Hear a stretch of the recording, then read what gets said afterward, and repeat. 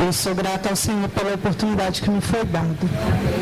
Eu quero pedir aos irmãos que abram suas Bíblias no livro de Lucas, no capítulo 2. Eu sou da Igreja Cristã Evangélica, na Celândia Norte, e trago a saudação do meu pastor, que é um homem de Deus, abençoado, e estou aqui debaixo da bênção dele, porque a gente precisa andar correto, e buscar. Lucas 2:38 é o tema desse congresso, A gente vai parar um pouco para meditar nessa palavra. Todos encontraram? Amém? Lucas 2:38. Vamos começar no 36. Diz assim: havia uma profetisa chamada Ana, filha de Fanuel, da tribo de Assé, avançada em dias, que vivera com seu marido 7 anos desde que se casaram. E que era viúva de 84 anos, esta não deixava o templo, mas adorava noite e dia em jejum e oração. E chegando naquela hora, dava graças a Deus e falava a respeito do menino e todos os que esperavam a redenção de Jerusalém. Vamos orar mais uma vez? Amém? Deus, nós estamos neste lugar confiando que Tu se faz presente aqui, porque nós sabemos que quando o Teu povo se reúne, a Tua presença é real. Então, em nome do Teu Filho Jesus, nos apresentamos diante de Ti como aqueles que necessitam ouvir a Tua voz e precisam ser guiados pelo Teu Espírito. Portanto, prepara os nossos ouvidos para ouvir a Tua palavra, prepara o nosso coração para reter o que é bom e dá-nos a graça de entender aquilo que o Senhor trouxe para nós neste lugar. Perdoa os nossos muitos pecados, Senhor, cura-nos e nos liberta essa noite de nós mesmos, das nossas vaidades, das nossas soberba, da nossa altivez de espírito, e em nome de Jesus nos leva cada dia mais à Tua presença, de forma que sejamos mais parecidos contigo, Senhor. Tenha compaixão da nossa vida neste lugar, e que em nome de Jesus qualquer distração, qualquer ação do maligno que tentará nos roubar a ação dessa palavra seja impedida agora pelo poder que há no Teu nome, e que essa palavra produza em nós o fruto desejável a Ti, e que amanhã nós sejamos o reflexo daquilo que hoje Tu falou conosco neste lugar, que os nossos lares e as nossas famílias sejam transformadas pelo poder dessa palavra em nós, e que em nome de Jesus, aonde nós formos, Senhor, o Evangelho da salvação seja em nós e por meio de nós um testemunho vivo de que Tu é o Deus que fala a Tua igreja. Nós Te adoramos pela oportunidade rica de estar aqui, e o meu clamor a Ti, Senhor, é que Tu use a minha vida segundo a Tua santa vontade, e que tudo que há em mim que Te desagrada seja anulado agora, e que Teu Espírito Santo tome-me por completo nesse lugar. É o que eu Te peço em nome de Jesus. Amém. Os irmãos podem sentar, amém? Eu louvo a Deus por essa palavra, e eu louvo a Deus pelo escritor dessa palavra, que é o próprio Espírito Santo por meio da vida do Lucas, de um homem que, graciosamente, tudo que ele escreveu com muito detalhe. E possivelmente Lucas escreveu tudo com muito detalhe, porque Lucas era um médico e dentro das ciências exige-se os detalhes, E quando a gente olha nos outros evangelhos, sempre os relatos são falados de uma forma, mas quando a gente lê em Lucas, ele faz questão de trazer alguns detalhes que os outros não trouxeram. E quando a gente vai para o capítulo 2 do livro de Lucas, tem uma coisa interessante e intrigante acontecendo aqui. E o título desse sermão, eu não gosto muito de dar título para sermão, mas esse aqui eu achei conveniente dar um título a ele. Eu queria dizer, ou queria dar o título a esse sermão assim: Ele nasceu, e agora? Jesus nasceu, e agora? Nós estamos muito habituados, como povo de Deus, igreja evangélica, a enfatizar a crucificação de Cristo, a sua ressurreição, o tempo que ele reinou sobre essa terra, todos os milagres que ele executou. Mas a gente se esquece que para ele andar na terra, para ele executar todos os milagres que ele executou, para ele ir para a cruz do Calvário, morrer no nosso lugar, para ele ressuscitar ao terceiro dia, ele teve que nascer. E ele nasceu de forma espetacular, de forma miraculosa. Ele veio ao mundo por meio de uma mulher chamada Maria, que também recebe nesse capítulo um destaque pelo fato de Deus ter achado nela graça e pelo fato dela se posicionar como uma mulher que amava meditar na palavra de Deus. Eu até dizer para ela que me chamou hoje que eu fiquei muito agradecida a Deus por essa palavra.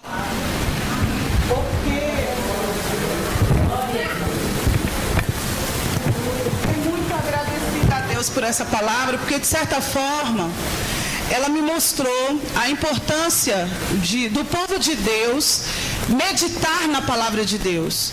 Nós não fomos chamados por Deus para ler Bíblia, nós fomos chamados por Deus para meditar nas Escrituras. Isso é muito além do que ler Bíblia, porque muitas vezes nós lemos e aquilo não produz um certo efeito na nossa vida. Mas quando a gente medita, isso vem de encontro a nós e muitas vezes nos revela quem nós somos. Então nesse capítulo nós vamos encontrar Maria em 2 ou 3 momentos, meditando naquilo que foi dito a respeito do filho dela. Então é um capítulo que vem falar desse nascimento, desse Cristo, e se ele nasceu, o que tem a ver isso comigo? Qual a interferência do nascimento de Cristo na minha vida? E você pode dizer, não, pastora, mas ele já morreu, ele está vivo, ele está no céu, ele já é adulto, e todo esse processo a gente valoriza muito na igreja, e a gente esquece que o nascimento de Cristo foi algo espetacular. O nascimento de Cristo, ele foi, como o próprio texto em Lucas 2 diz, foi anunciado pelos anjos. E é interessante que aqui ocorre um fato incrível e lindo.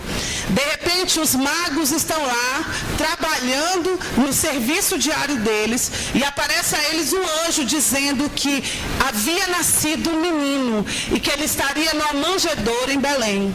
E os magos ficam maravilhados com aquela revelação, mas mais do que isso, o texto de Lucas 2 diz que depois que eles recebem essa revelação de que o menino havia nascido, uma militância, um exército de anjos começam a adorar o Senhor e a louvar o Senhor na frente deles. Eu não sei quanto a você, mas quando eu li esse texto eu fechei os olhos e fiquei tentando imaginar essa cena. Eu fiquei tentando imaginar eu em certo lugar, o anjo do Senhor dizendo a mim que a redenção havia nascido e que ele é o Filho de Deus e que ele é Jesus e que ele estava ali próximo e que de repente algo mais miraculoso acontece, que uma militância de anjos aparecem na frente deles e começam a adorar e exaltar o nascimento do Filho de Deus. E quando eu fechei meus olhos, eu comecei a pensar naquilo, eu entendi perfeitamente o comportamento dos magos, porque eles se levantam automaticamente, largam tudo que eles estão fazendo e vão em direção à palavra que foi lançada sobre a vida dele. Eu quero dizer a vocês essa noite, minhas irmãs e meus irmãos, que se a gente entendeu perfeitamente que Cristo nasceu e que ele reina sobre as nossas vidas, está na hora da gente abandonar tudo aquilo que a gente acha que é valioso e segui-lo, porque é a melhor coisa que nós temos a fazer. Os reis magos entenderam isso porque viram grandiosas coisas na sua frente. Imagina o que é um exército de anjos cantando, imagina o que é ouvir a voz de um anjo dizendo para eles a direção que eles tinham que seguir. E eles seguiram. Eles seguiram justamente a direção que foi ordenada a eles. E eles chegaram numa estrebaria e lá estava Maria, José e Jesus ali na manjedoura. Quando eles chegam ali, eles começam a falar sobre Jesus e sobre o poder que ele tem, quem ele é, o que ele veio fazer. E a palavra de Deus diz que Maria os ouvia e guardava profundamente no coração tudo aquilo que saía da boca deles. É interessante a gente olhar para essa mulher e perceber a piedade dela, o zelo dela com a palavra de Deus, o zelo dela de ouvir o que Deus tinha para dizer. E mais do que isso, nós precisamos entender que na atualidade a gente precisa de pessoas na igreja que estejam dispostas não só a ouvir o Evangelho, mas guardá-lo em seu coração, a praticá-lo na sua vida, a executá-lo no seu dia a dia. E Maria, ela ouve essas palavras e o texto de Lucas 2 diz que ela medita e armazena no coração aquilo que ouviu. Os magos vão embora e eles continuam ali. Mas aí aparece uma outra testemunha nesse processo. E o nome dessa testemunha é Simeão. Agora um homem aparece nesse processo. E esse Simeão, ele também é uma figura interessante nesse texto. Porque o Simeão é um homem que ele recebeu uma palavra de um outro anjo que disse para ele que ele não morreria enquanto ele não visse a redenção. E de repente, essa graça misteriosa da redenção que está na figura de Jesus Cristo é anunciada para ele em algum momento, e o texto não nos diz como, mas ele chega lá na estrebaria e ele vê Jesus. Então ele diz e ele faz um cântico de louvor a Deus dizendo: Senhor, pode me recolher porque os meus olhos hoje viram a redenção. E Simeão então declara que os olhos dele viram a redenção. E eu acho isso tão bonito porque a gente está tão apegado a essa terra e a gente tem problema com a morte, né? A gente não quer ir para o céu, é isso? Não, a gente tem que ir para o céu, né? E para ir para o céu a gente tem que estar muito aberto para o trabalho de Deus na nossa vida, inclusive para nos recolher na hora que Ele quiser, porque se vocês não desejam, eu desejo muito ver a redenção também, como Simeão viu. Então Simeão, ele declara que os olhos dele viram a redenção.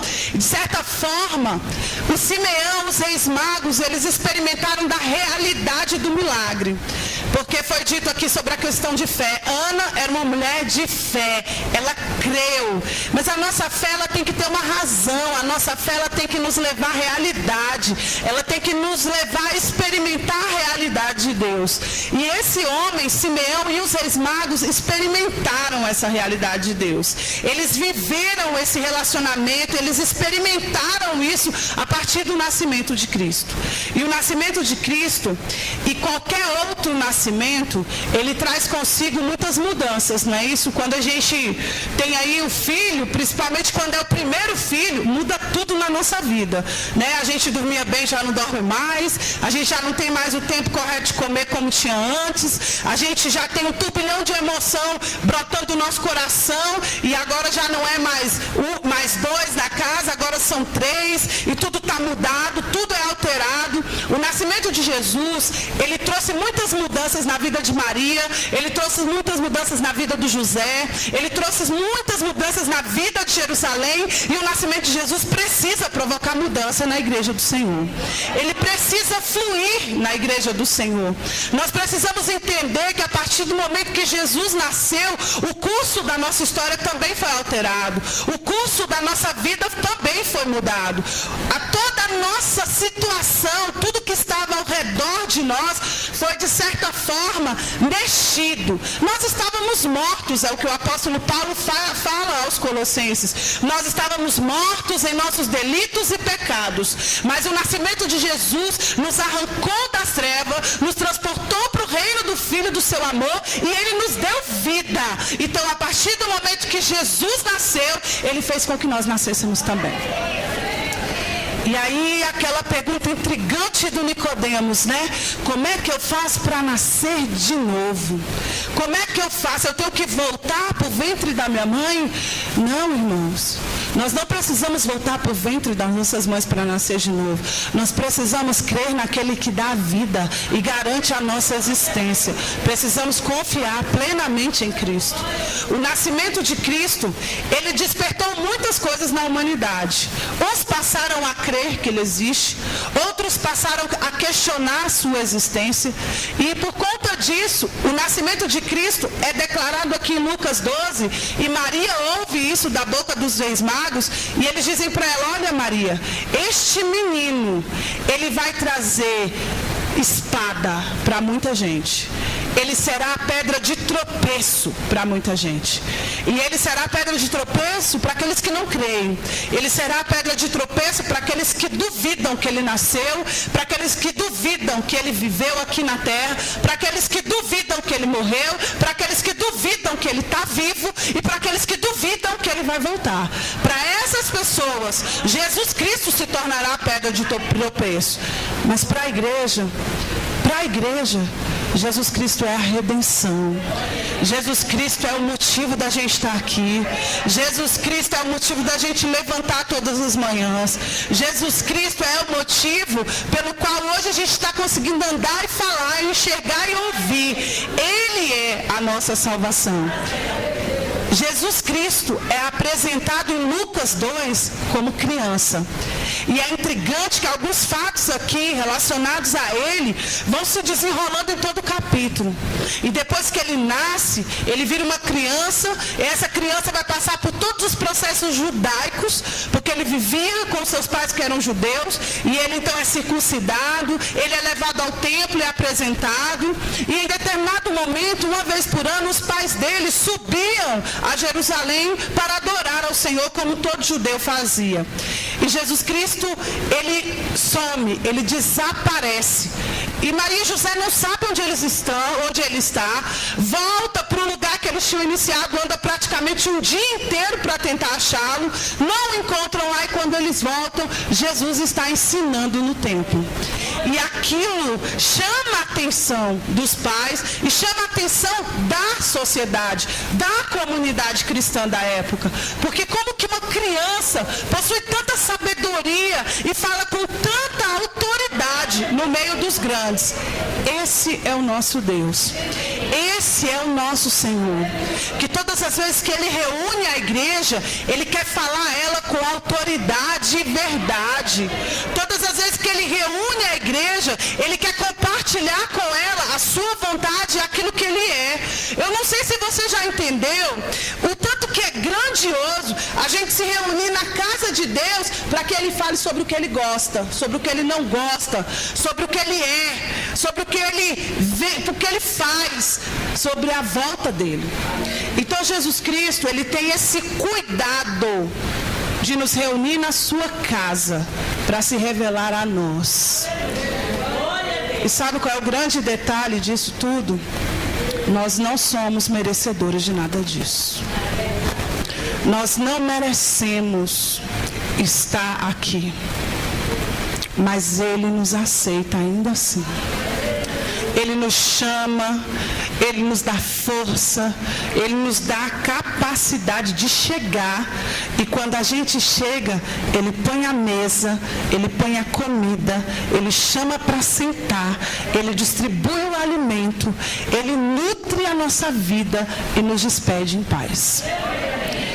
É muito bom servir a um Senhor assim. É muito bom servir a um Deus grandioso assim. E esse nascimento de Jesus, ele marcou e tem marcado toda uma geração, inclusive a própria história, ela é dividida em antes de Cristo e depois de Cristo, porque ele marca a história da humanidade. E ele marcou a história de Maria, ele marcou a história de José, ele marcou a história do Simeão, ele marcou a história da Ana. Ele precisa marcar a minha e a sua história. Ele precisa urgentemente marcar a história da igreja atual. Hoje nós estamos vivendo em uma igreja que pensa que adora Jesus pelo simples fato de participar de cultos. Quando na verdade nós precisamos entender que adorar Jesus vai muito além de participar de cultos como este. Adorar Jesus está ligado ao fato de nós obedecermos a sua voz.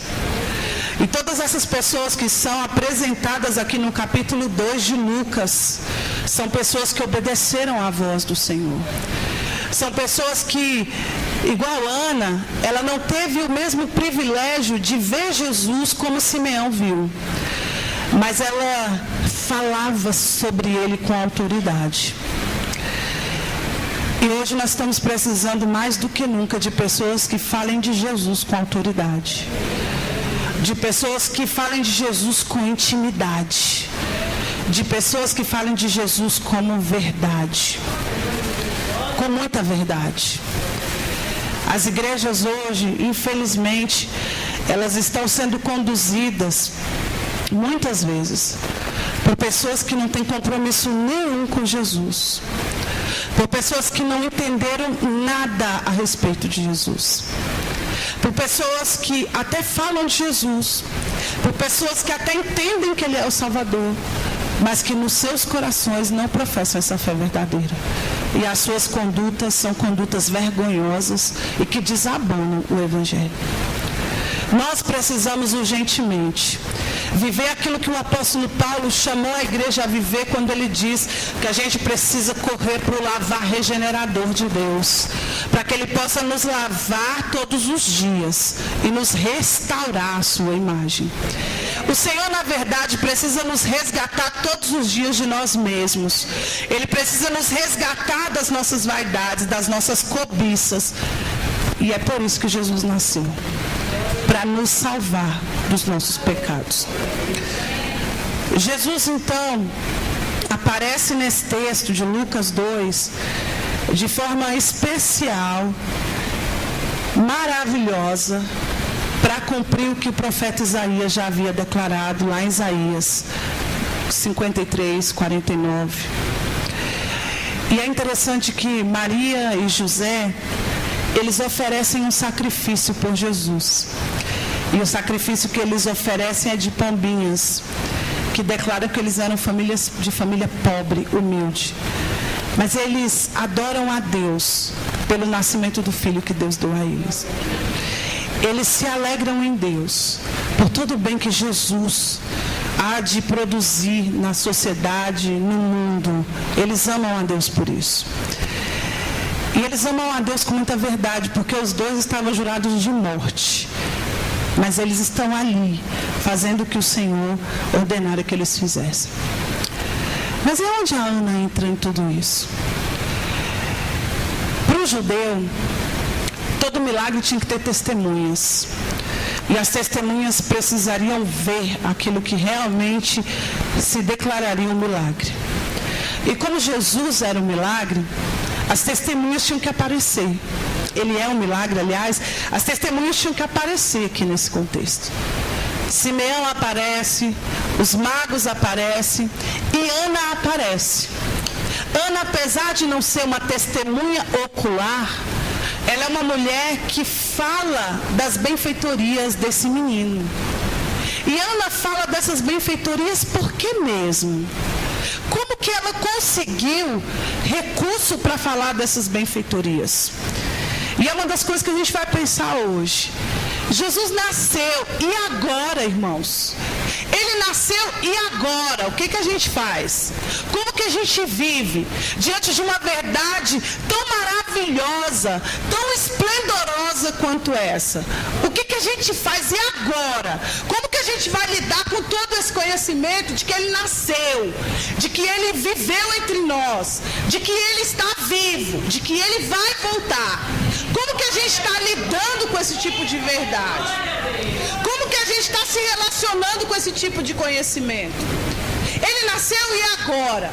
Agora vamos olhar para essa Ana e vamos entender o que a gente deve fazer por entender que o nosso rei nasceu, está vivo, vai vir nos buscar. Vamos olhar para a vida dela, e o texto diz, primeiro, que ela era uma profetisa. E isso é muito importante a gente pensar. E resgatar a verdade dessa palavra profetiza, porque de certa forma a gente foi desgastando essa palavra. Eu estava dando aula na escola bíblica domingo para as crianças, e eu perguntei para eles, o que é um profeta? Né? O que é essa figura do profeta dentro da igreja?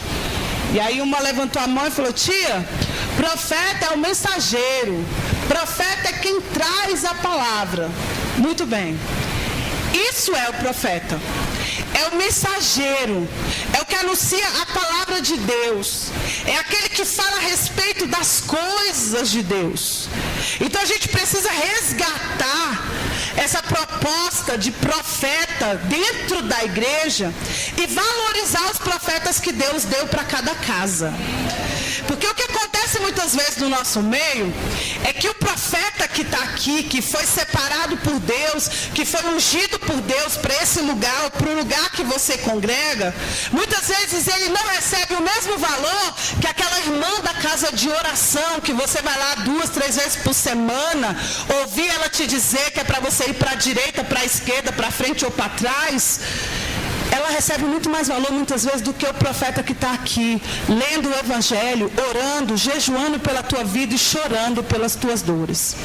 E a gente precisa resgatar isso, porque o profeta é essa figura que tem uma vida piedosa, uma vida de oração, uma vida de entrega a essa palavra, uma vida de relacionamento profundo com essa palavra, uma vida de intimidade com essa verdade e uma vida de transmissão dessa verdade com muita seriedade.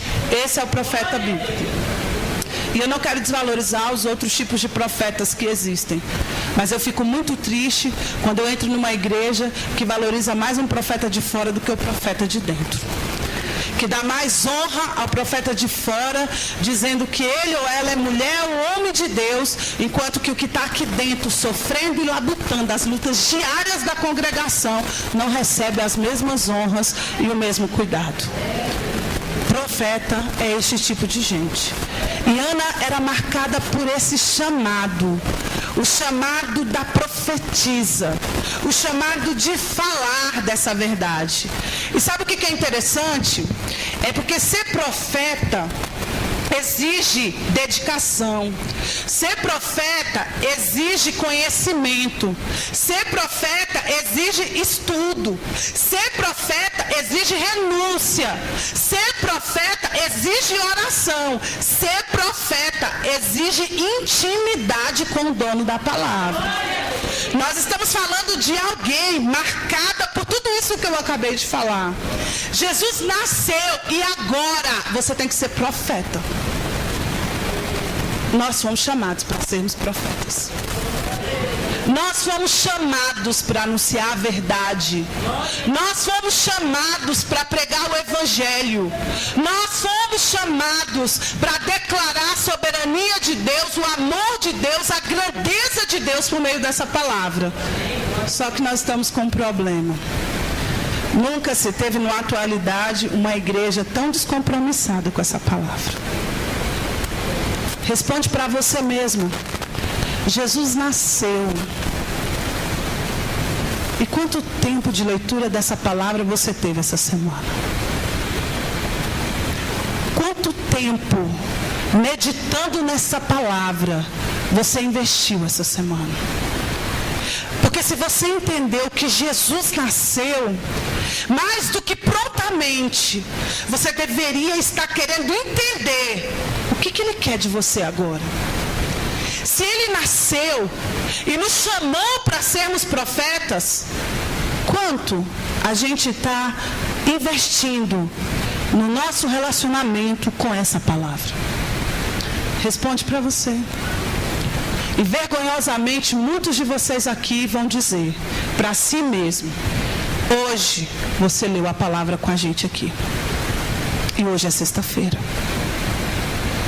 Hoje é sexta-feira.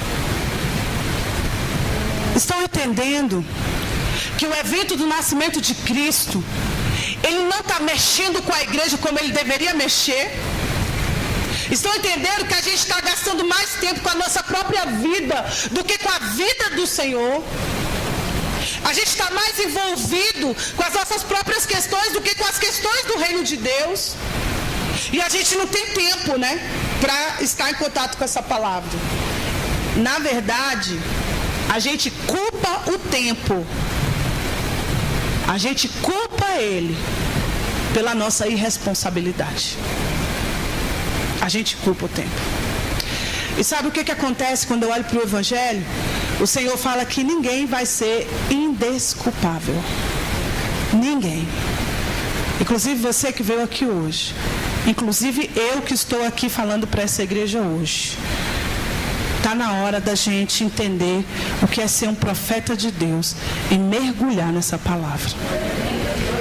Está na hora da gente assumir a responsabilidade de entender o Evangelho, de nos aprofundar no conhecimento de Deus, de buscar todos os dias intimidade com esse Deus por meio dessa palavra. Passou da hora. Nós, como igreja, precisamos entender isso urgentemente. E a Ana era marcada por essa intimidade. Ela era marcada por esse chamado de profetisa. Ela era marcada por essa relação profunda com o Evangelho. E a gente vai entender por que ela era marcada. Então, Jesus nasceu e agora Deus está te chamando para ser profeta. Deus está te chamando para anunciar o Evangelho. Deus está te chamando para ensinar as nações. Deus está te chamando para pregar para os seus vizinhos. Deus está te chamando para ensinar o Evangelho dentro da sua casa. Deus está te chamando para falar do Evangelho aos seus filhos. Deus está te chamando para começar o seu projeto de profetisa ou de profeta dentro do seu próprio lar. Deus está nos chamando. Está na hora da gente se envolver com essa palavra, com respeito, com a dedicação que ela exige da gente.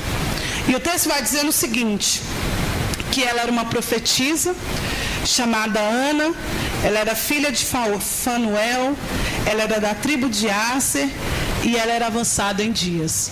Isso aqui é muito interessante. Porque existem algumas coisas que a gente utiliza para dizer que, para tentar dar uma desculpa para Deus da nossa falta de envolvimento com essa palavra. Senhor, eu já estou velha em idade, os meus olhos já estão difíceis de ler a sua palavra, eu não consigo mais ler com a mesma eficiência. Senhor, eu já estou cansada, meu corpo dói, eu não consigo mais me concentrar. E a gente vai dando uma desculpa atrás da outra, e a cada tempo que passa a gente vai melhorando as desculpas, como se Deus recebesse cada desculpa que a gente dá para Ele. Quando eu olho para Ana, eu olho para uma mulher, e Lucas, é por isso que eu falei que Lucas, é muito bom ler esse texto em Lucas, porque ele se preocupa com muitos detalhes. E quando ele diz, olha, ela era uma mulher avançada em dias.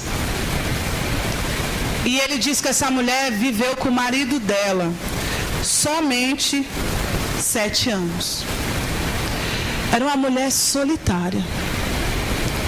Era uma mulher que possivelmente, talvez não tinha filhos, porque o texto não diz que ela tinha filhos. É uma mulher que perdeu seu marido, possivelmente ainda jovem, porque eles se casavam muito jovens. Mas ela já estava com 84 anos, e no versículo seguinte começa dizendo que ela era viúva. Então, possivelmente, ela era a viúva que o apóstolo Paulo declara em Tessalonicenses sobre a verdadeira viúva, né? Que é aquela que perde o marido e se casa com o Senhor. E ela não se envolve mais com outro homem, mas ela se casa com o Senhor. Essa, para o apóstolo Paulo, é a verdadeira viúva, né? E ele vai falar isso em Tessalonicenses.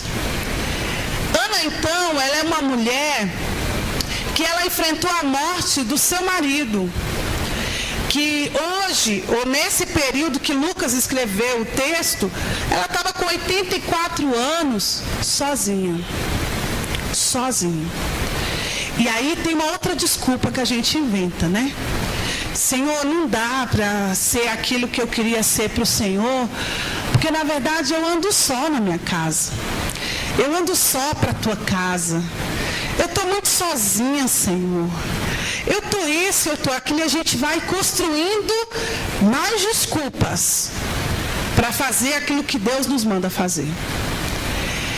E eu fico encucada hoje na igreja, como esse fenômeno solidão tem mexido com a cabeça do povo de Deus. E como essa ideia de estar só tem afetado a conduta do povo de Deus, como se realmente a gente estivesse só. E aí, quando a gente vem para o Evangelho, a gente descobre que os olhos do Senhor estão sobre nós todos os dias. Eu não consigo entender o sentimento de solidão quando você vai para o Evangelho e entende que os olhos do Senhor estão sobre você todo dia. Eu até respeito quem sente solidão. Mas se você for para o Evangelho, você vai entender que você nunca está só. Ele ainda diz que se a tua mãe te abandonar, se o teu pai te abandonar, todavia, ele não te abandonará. Não estamos sós. Solidão é uma condição dessa sociedade atual. Ela que anda sem Deus, tem sim porque está sentindo solidão. A igreja do Senhor, não. Ela está sempre com Deus. Ela nunca está só. A Bíblia diz que a gente não pode, né? Quando Jesus pergunta para os discípulos, o que estão falando aí de mim aí fora aí? Aí um diz, olha Senhor, um estão dizendo que tu é Elias, os outros dizem que tu é Moisés, os outros dizem que tu é um bom e grande profeta. Aí Pedro levanta e diz, Senhor, você é o Messias. E aí Jesus diz para ele, bendito Pedro, porque foi o Espírito que te revelou. E aí Pedro devolve para ele a palavra dizendo, Senhor, para onde iremos nós? Se nós subirmos os mais altos dos montes, tu vai estar lá. Se descermos aos mais profundos do vale, tu ali também estará. Nada foge do controle da tua poderosa mão. Deus está conosco. E ela entendeu isso perfeitamente. Ela entendeu tanto isso que ela aparece no capítulo 2 de Lucas como testemunha ocular. Ela era uma mulher já avançada em idade, que possivelmente ficou viúva muito nova, mas que aos 84 anos servia a Deus com a excelência que todo ser que serve a Deus ou que adora a Deus deveria servir. A Ana é marcada por essa graça de buscar o conhecimento de Deus, primeiro porque ela é profetisa, de ser marcada pela sua filiação, pela sua geração, pelo lugar que ela nasceu, mas mais do que isso, ela não parou pelas fatalidades da vida. Irmãos, fatalidades todos nós vamos viver. O Evangelho não nos promete uma vida regalada, sem sofrimento. Não se iluda. Se você veio para Jesus e alguém te deu esse discurso, mentiu. O Evangelho, ele nos chama para uma vida de sofrimento, para uma vida de renúncia, para uma vida de abandono. Larga tudo que você tinha, vem comigo agora e me segue, renunciando sua carne, renunciando seus desejos, renunciando suas vontades, renunciando os seus pensamentos, renunciando os seus olhos, os seus ouvidos, renunciando o que saía da sua boca, e isso gera sofrimento. Gera sofrimento. O Evangelho nos chama para olhar para dentro. E olhar para dentro faz a gente sofrer. Porque a gente vai descobrir quão miseráveis nós somos. E quão necessitados nós somos de Deus. E não é fácil descobrir, por exemplo, que você tem inveja. É fácil? Você olhar para dentro de você e falar assim, ai, eu descobri hoje que eu estou com inveja da irmã. Não é fácil não. Ninguém fala isso sorrindo não, gente. Ninguém fala isso alegre não. A gente fala isso até com certa vergonha. E a gente fala para nós mesmos bem baixinho, para ninguém ouvir, né? A gente fala, nossa, estou com inveja. É difícil demais olhar para dentro. O Evangelho nos chama para olhar para dentro. Ele nos chama para entender quem nós somos. E isso dói. Isso dói porque quando a gente se relaciona com essa palavra, a gente entende o seguinte: eu não sou digna de estar aqui, eu não sou digna de ouvir a voz desse Senhor, porque tem tanta coisa em mim que ainda não está certo. Mas sabe o que esse Evangelho também me mostra? É que apesar de mim, Ele continua sendo Deus e me quer mesmo assim. E isso é muito bom. Isso é muito bom. E a Ana, ela mostra isso. Ele nasceu e agora vença as fatalidades da sua vida e continue caminhando até que ele venha lhe buscar. Foi isso que a Ana fez. Ela venceu as fatalidades e continuou caminhando. Sabe o que é interessante? Ela não caminhou de qualquer jeito. Ela não caminhou para qualquer lugar. Ela não caminhou para fazer qualquer coisa. Ela caminhou do jeito certo, para o lugar certo, para fazer a coisa certa. E é isso que a gente tem que aprender. A caminhar certo, para o lugar certo, para fazer a coisa certa. E eu olho para essa mulher, ela está andando para a casa de Deus, e o texto diz que ela não deixava o templo. Isso é intrigante, interessante e mostra que essa mulher não tinha filho. Ela não tinha filho. Porque uma mulher judia, ela nunca ia deixar os afazeres da casa dela para estar na casa de Deus o dia todo, se ela tivesse que fazer lá ou atender alguém lá. Ela estava lá porque ela não tinha que atender ninguém na casa dela. O texto diz que ela ia para o templo, estava lá e não deixava o templo. E o texto diz que ela adorava noite e dia. E agora eu quero abrir um parêntese bem grande aqui. Muito bonito a postura da Ana.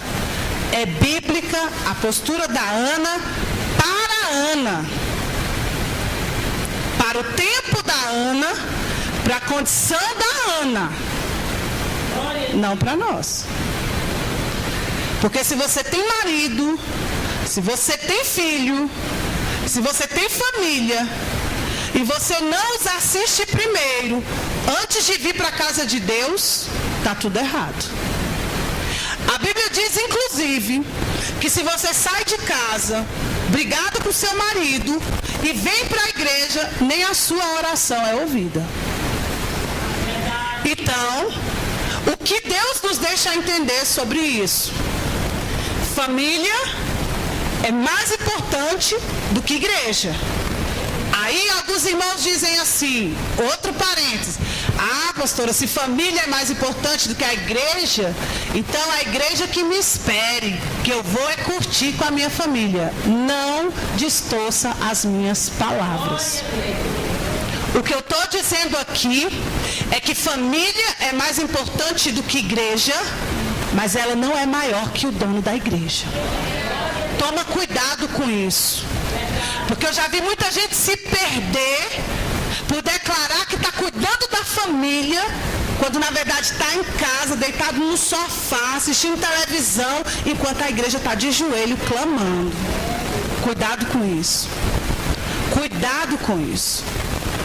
O que Ana nos mostra aqui, para o tempo dela, para a condição dela, é o ideal. É por isso que o apóstolo Paulo, ele deu um aviso aos jovens e diz: olha, é melhor que vocês nem se casem. Por que o apóstolo Paulo deu essa informação aos jovens? Porque ele era um homem tão apaixonado pela obra de Cristo, que ele não queria que nada interferisse no trabalho dele em relação a Cristo, nem uma esposa. Ele queria se entregar completamente à obra do Senhor. Por isso ele dá essa informação, mas ele também deixa claro: se você não dá conta de fazer isso que eu estou fazendo, você se casa. Ele está dizendo, ó, se você se abrasar, vai lá e se case. Não entregue sua vida completamente a Jesus como eu faço, de ficar o dia inteiro em função dele, não, mas vai lá e case. Aí quando você casa e tem uma família, lá dentro é uma igreja. Aquele lugar é uma igreja, a sua casa é uma igreja. Os homens que estão aqui, vocês são pastores dessa igreja. As mulheres que estão aqui, vocês são auxiliadoras dessa igreja. E os filhos que me ouvem aqui, vocês são membros dessa igreja que chama família. Essa igreja lá, ela precisa ser atendida primeiro. Então a mulher que vem para a casa de Deus e deixa os afazeres dela dentro de casa, eu não sei não. Tem alguma coisa errada. Tem alguma coisa errada com você. Se a sua oração não é nem ouvida quando você sai da sua casa, brigada com seu marido, por que não resolve antes de vir? Em determinado momento da minha vida, eu pastoreei uma igreja E eu estava na porta recebendo os membros no culto de domingo e uma irmã chega, com os olhos lacrimejando, chorosa. O culto não havia começado. Eu abracei ela e perguntei: o que está acontecendo? Por que você está tão sensibilizada, chorosa? Não, porque eu saí de casa agora e eu e meu marido, a gente discutimos feio. Falei: mas vocês resolveram, sentaram, conversaram? Ela: não. Eu falei: irmã, seguindo a instrução bíblica, pega a sua Bíblia e volta para sua casa. A sua oração nem vai ser ouvida essa noite. Volta para sua casa, conversa com seu marido, se arrependa, ore com ele. Deus vai receber muito mais isso. Ela ficou me olhando como quem diz: está ficando doida? Está me mandando de volta para casa? Como assim?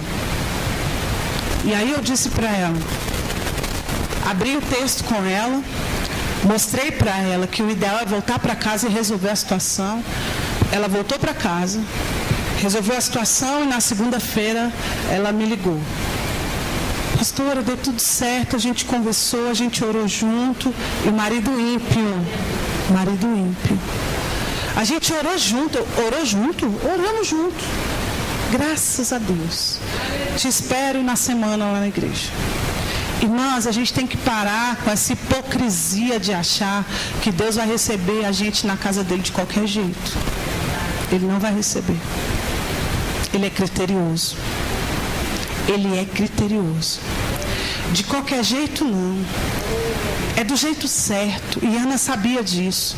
Ela estava lá o dia todo dia do jeito certo.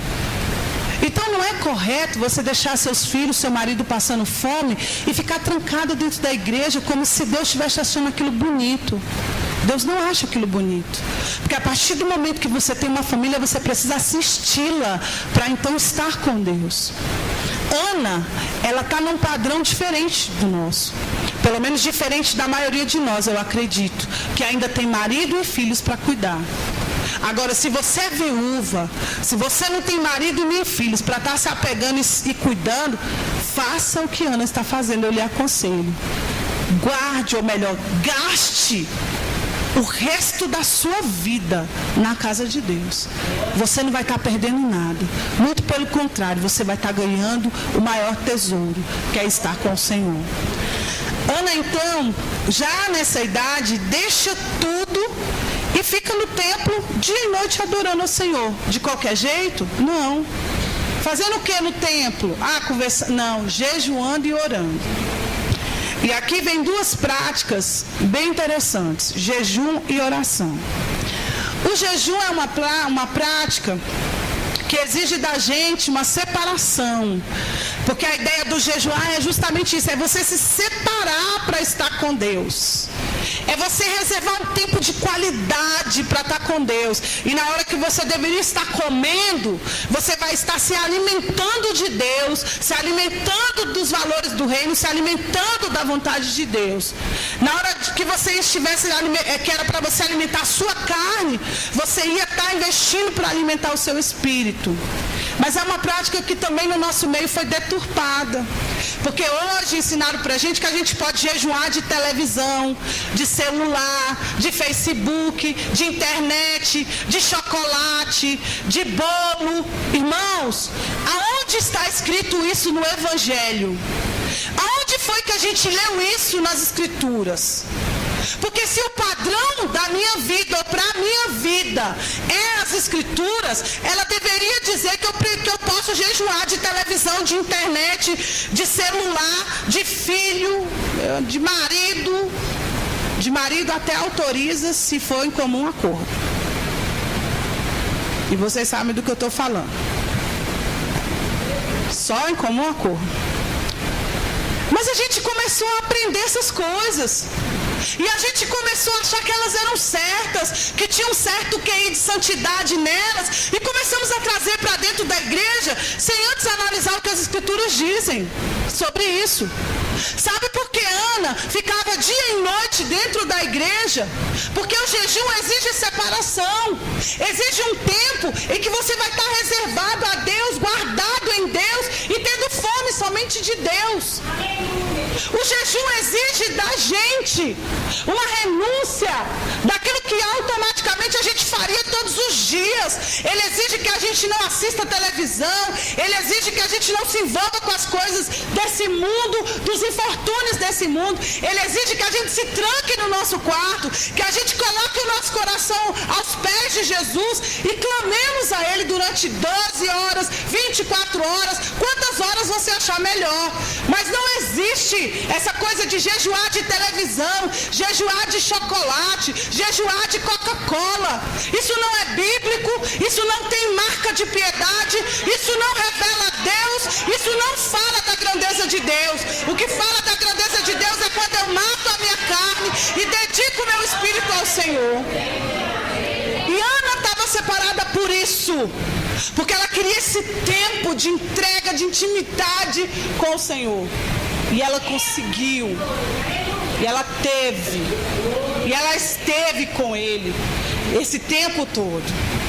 Uma outra prática que a Ana executa aqui na separação é a oração. Jesus nasceu e agora a gente precisa jejuar. Ele nasceu e ele diz, olha, em algum momento lá perguntaram para ele, e aí Jesus, a gente tem que jejuar? Ele diz, agora não, porque eu estou entre vocês. Mas quando eu for, essa prática se torna necessária. Ou seja, quem pergunta para ele se precisa jejuar ali no momento, quer saber se pode parar de jejuar. Ele diz, agora não precisa não, porque o Filho do Homem está aqui entre vós. Mas quando ele for, é necessário. Esse ano, quantos dias você já jejuou corretamente? Eu não estou falando de Coca-Cola, bombom, chiclete, pirulito e balinha, não. Eu estou falando de reservar tempo de qualidade para Deus. Jesus nasceu. E agora a gente precisa atender essa ordenança. E agora a gente precisa fazer com que isso se cumpra na nossa vida. E agora a gente precisa executar, porque ele nasceu. E aí ela vai para a oração, que é uma prática que está diretamente ligada ao jejum. Ou que pode ser também feita sem o jejum. Mas que é uma prática que também na igreja está em falência. Eu não sei quanto a vocês, mas na igreja que eu congrego, por exemplo, nós substituímos o culto de oração por culto nos lares. Por quê? Porque nós somos uma igreja de 198 membros, que no dia do culto de oração reunia 4 pessoas. Você sabe o que é abrir um templo, gastar energia, água, luz e desgastar o pastor com 4 pessoas? Aí alguém diz, não, pastora, mas uma andorinha só faz verão, né? Concordo. E talvez por isso eu insisti, os 10 anos que eu pastoreei com culto de oração na igreja que eu pastoreava, que tinha 60 membros, mas que todos os cultos de oração comparecia 5, 6, 7. Eu não sei se é a realidade desse lugar, mas se Jesus nasceu, a gente deveria estar sentindo muito prazer em falar com Ele na oração. A gente deveria ficar muito feliz com a igreja que nos dá uma hora para estarmos de joelho falando com Ele. A gente deveria se sentir muito alegre, muito contagiado de saber que na agenda da nossa igreja tem um culto de oração. Se Jesus nasceu, a gente deveria estar assim, nessa prática da oração. E a Ana foi marcada por isso, por essa vida de oração. E sabe o que isso leva, ou para onde isso nos conduz? Para um terceiro ato que a Ana executou aí. E chegando naquela hora, dava graças a Deus e falava a respeito do menino. Olha só que interessante. Dava graças a Deus e falava sobre o menino. A Ana, ela tinha uma vida tão devota, tão cheia de amor, de dedicação. E isso vai nos levar a essa condição de adorar a Deus, de ser grata a Ele. de falar dele, de falar do amor dele, da grandeza dele, dos feitos dele. Você falou disso hoje para alguém? Você compartilhou essa verdade com alguém? Você, por exemplo, disse a alguém que você via hoje a casa de Deus, como foi cantado aqui, para uma festa, e que quando tem festa a gente adora, e você falou para essa pessoa que você ia para uma festa, que nessa festa você foi chamada para adorar, e você contou para essa pessoa a respeito de quem você está vindo adorar? Está vendo? Como nos falta a euforia, a alegria de estar com o Senhor. Nós precisamos resgatar isso. Isso precisa ferver no nosso coração.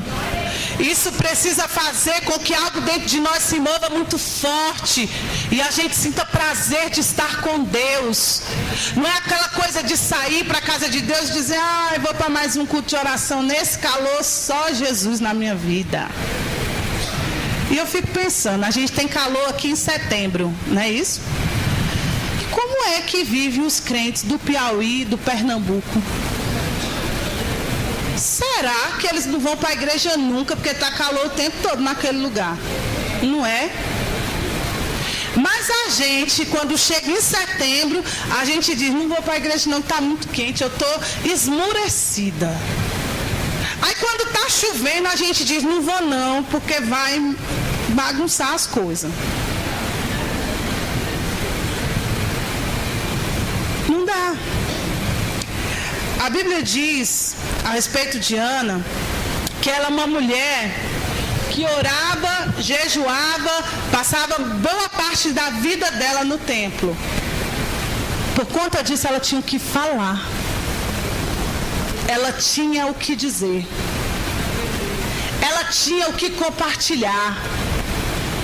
Ela ouviu possivelmente, lendo os livros de Isaías e os livros do Antigo Testamento, a respeito de uma profecia sobre um menino que ia nascer em Belém, numa manjedoura, que ia ser filho de uma virgem, que ia receber o nome de Jesus, e que quando ele nascesse, a estrela de Belém ia guiar os reis magos. Uma testemunha chamada Simeão ia dizer: Senhor, pode me recolher, porque hoje eu vi a salvação.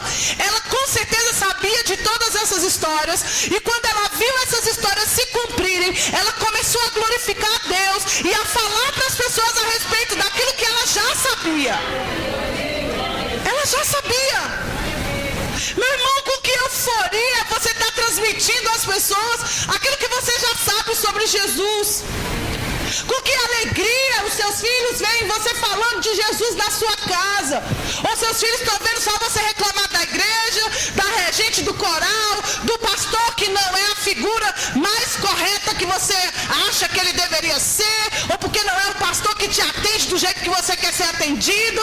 O que seus filhos estão ouvindo dentro da sua casa? Você glorificando a Deus pelo filho dele que nasceu, que viveu, que morreu, que ressuscitou e que vai voltar? Ou ele está vendo você murmurar? O que eles estão ouvindo? O que o pessoal do seu trabalho está escutando? Ele está escutando você reclamar do salário, está escutando você reclamar das horas que você trabalha, está escutando você reclamar do calor da repartição, está escutando você reclamar do seu chefe, ou eles estão escutando você falar que no domingo você foi no culto, que Deus falou tremendamente ao seu coração por meio do Evangelho da Salvação, e que você entendeu que muita coisa tem que ser mudada na sua vida? O que está acontecendo conosco? Aonde está a mensagem da salvação nas nossas bocas? O que fizeram com essa maravilhosa mensagem que chegou a nós e que um dia nos convenceu de que a gente era miseráveis pecadores e que precisávamos de um Salvador? Aonde está essa palavra em nós? Por que ela não faz parte da nossa recepção lá no nosso trabalho? Por que ela não faz parte mais das nossas conversas dentro de casa? Por que ela não faz parte das nossas conversas com os nossos vizinhos? Cadê essa palavra brotando da nossa boca e sendo anunciada com a mesma alegria que a gente anuncia que o nosso filho vai se formar na faculdade? É intrigante para mim. Olhar para uma igreja que celebra as conquistas terrenas, mas que não consegue celebrar o Filho de Deus, que não consegue celebrar a segunda vinda de Cristo e que nem pede mais que o Senhor volte, porque ainda precisa casar, porque ainda precisa se formar, porque eu preciso ver meu filho assim, porque eu preciso ver meu filho assado. Não me interessa. O que Deus não vai deixar que eu veja.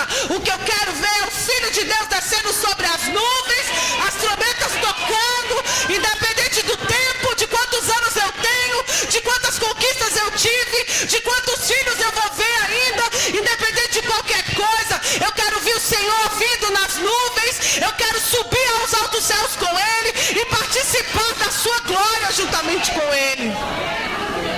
Nós estamos em uma igreja hoje que ama tanto essa terra que tem gente dizendo que Jesus só pode voltar depois que tal coisa acontecer.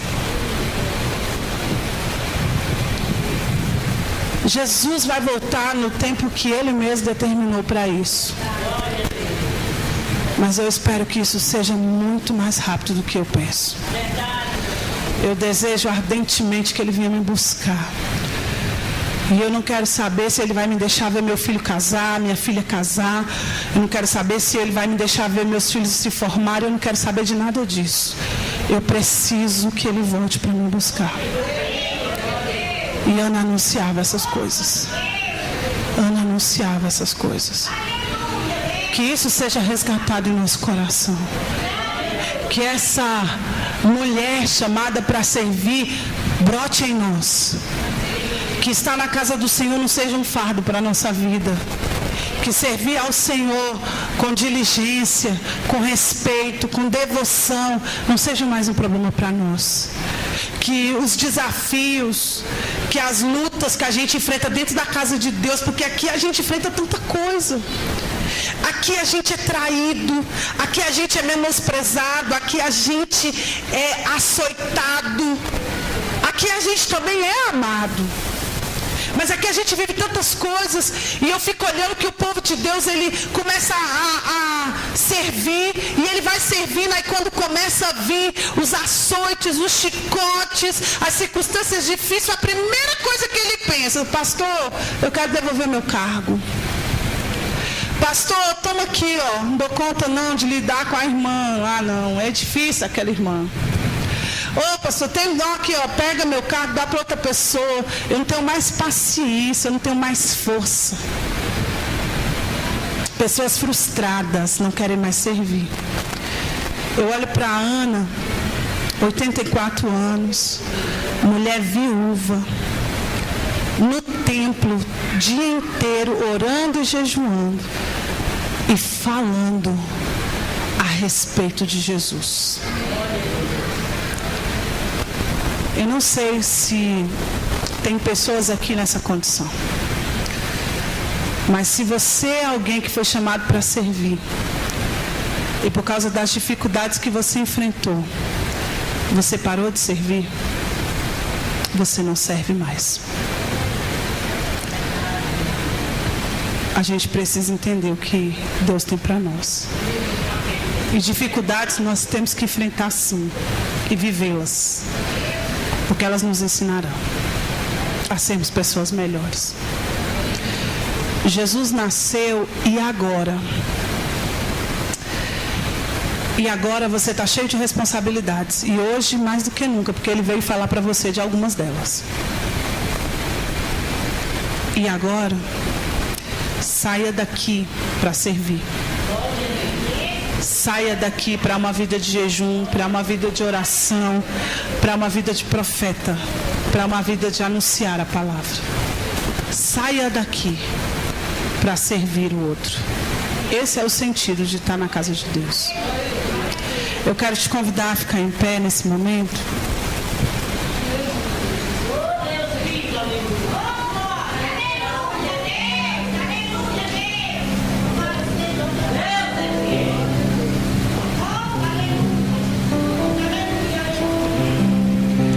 Eu quero te convidar a fechar os seus olhos. E eu quero te convidar a falar com Deus. Eu quero te convidar a se arrepender caso no caminho você parou de servir, porque você enfrentou algumas dificuldades que você não conseguiu vencer. E Deus está te dando a oportunidade hoje de dizer assim: Senhor, eu quero voltar a servir. Eu quero ser marcada por essa identidade da Ana, de uma mulher de oração, de uma mulher de jejum, de uma mulher que adora ao Senhor, que fala dos teus feitos. Eu quero poder ler essa palavra e entender tudo que está escrito aqui. E isso é possível, irmãos, porque essa palavra não é só revelada para pastores, não. Ela é revelada para toda a igreja. Isso é possível. Basta você crer e pedir. Então fala com Deus: Senhor, me ajuda a me levantar para servir, ainda que seja difícil, ainda que eu enfrente lutas, ainda que eu enfrente dificuldades, me ajuda. Eu preciso servir, eu quero servir. Então feche os seus olhos. Comece a falar com Deus. Comece a clamar ao Senhor que te ajude. Deus, nós estamos aqui. E o nosso coração, nós queremos apresentar diante de Ti essa noite. E te pedir que, por favor, o Senhor venha de encontro às nossas falhas, aos nossos pecados, e nos ajude a nos livrar de todos eles, Senhor. Nós queremos te pedir essa noite que Tu avive em nós esse desejo de oração, esse desejo de entrar para o nosso quarto, de fechar a porta, de nos ajoelhar na Tua presença em secreto, falar contigo, Senhor, porque a Tua palavra diz que Tu é o Deus que nos responde no secreto, Pai. Que a vida de oração flua em nós, e que a necessidade de sempre fecharmos os nossos olhos, ou até mesmo de olhos abertos, invocar o Teu nome, declarar a Tua grandeza, exaltar os Teus feitos, seja uma coisa natural em nossa vida. Que dentro do ônibus, em pensamento e em espírito, nós possamos declarar a Tua grandeza e bondade. Que lá lavando as nossas louças, fazendo nossa comida, cuidando dos nossos filhos, nós possamos, em ação de gratidão, abrir os nossos lábios e falar da Tua grandeza, do Teu amor e do Teu poder.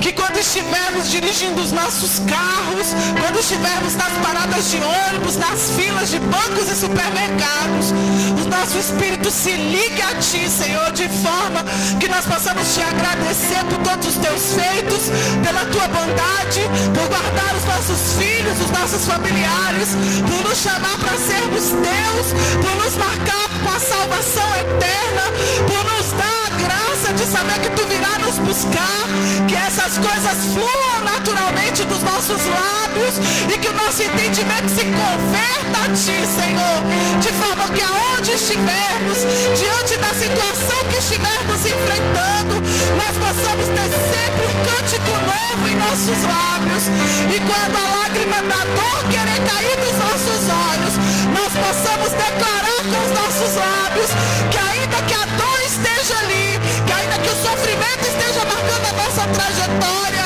todavia nós nos alegramos em Ti, confiamos no Deus da nossa salvação, depositamos em Ti toda a nossa vida e descansamos, Senhor.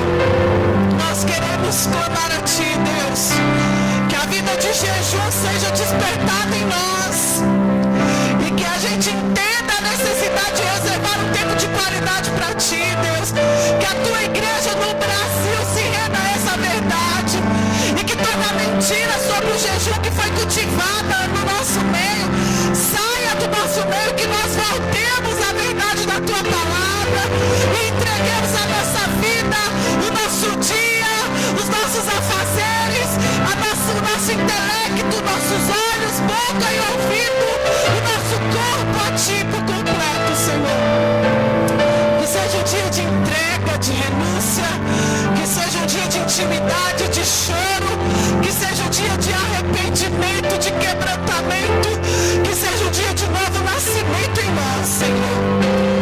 Nos leve, Senhor, a uma vida como Diana. Nos leve, Senhor amado, a uma adoração verdadeira à Tua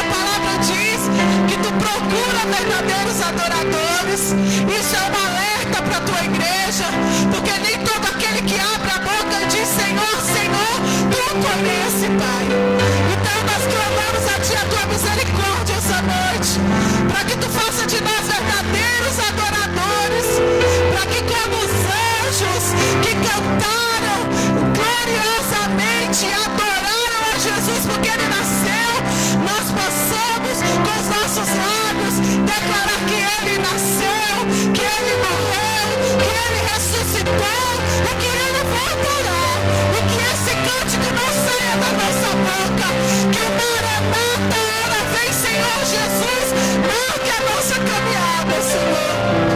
Nos ajude, por favor, nos ajude a ter uma vida de devoção a Ti, nos ajude porque o Teu nascimento precisa mudar a nossa vida, Senhor, precisa mudar o nosso caminhar. Nos ajuda, por favor, nos ajude a falar das Tuas grandezas, Senhor, nos ajude a termos palavras que edificam a outros ao invés de palavras que degrinam os nossos irmãos. Senhor, tenha compaixão da nossa vida, tenha compaixão das nossas palavras, Deus. A Tua palavra diz que a língua do homem é incontrolável, nem o homem consegue dominar. Por isso nós estamos aqui pedindo Teu domínio sobre os nossos lábios. Domina os nossos lábios de forma que da nossa boca saia louvores a Ti, adoração a Ti, que nós andamos graças a Ti todos os dias, Senhor, e que quem está do nosso lado no ônibus, quem está lá no nosso local de trabalho com a gente, que os nossos filhos dentro de casa, os nossos maridos, possam ouvir louvores de adoração dos nossos lábios, Senhor. Nos ajude. Por favor, nos ajude. Por favor, nos ajude, Senhor, a sermos a igreja preparada, que está esperando a Ti, que é o novo. Nos ajude. Nos ajude a estarmos diligentes, esperando a Tua vinda, Senhor. Nos ajude. Tenha compaixão de nós. Tenha compaixão de nós que muitas vezes queremos parar, Senhor, do caminho, porque as lutas querem nos consumir. E muitas vezes nós deixamos de olhar para o alto e olhamos para as dificuldades e adversidades. Tenha compaixão do nosso olhar, Senhor. Muda o nosso olhar. A Tua palavra diz que se os nossos olhos são maus, todo o nosso corpo vai ser mau. Então nós estamos aqui para Te pedir olhos bons, para que a gente possa olhar para o luto e enxergar que além do luto tem vida eterna. Que a gente possa olhar para as lutas e enxergar que na luta Tu está conosco. Para que a gente possa olhar para o abandono e enxergar que nunca estamos sós. Para que a gente possa olhar para a calúnia e enxergar que Tu foi caluniado e não abriu a boca, Senhor. Que a gente possa olhar para o desespero e dizer para Ele: acalma-te, porque o Deus que eu sirvo já acalmou o mar infinitas vezes. Que a gente possa em todo tempo viver para Você, Jesus. Viver para Você e com Você. Nos ajude a sermos dependentes em todo tempo. Essa é a nossa oração. Estamos tão gratos, Senhor, tão gratos, tão gratos, tão gratos, tão gratos. Estamos tão gratos pelo Teu amor. Muito obrigado.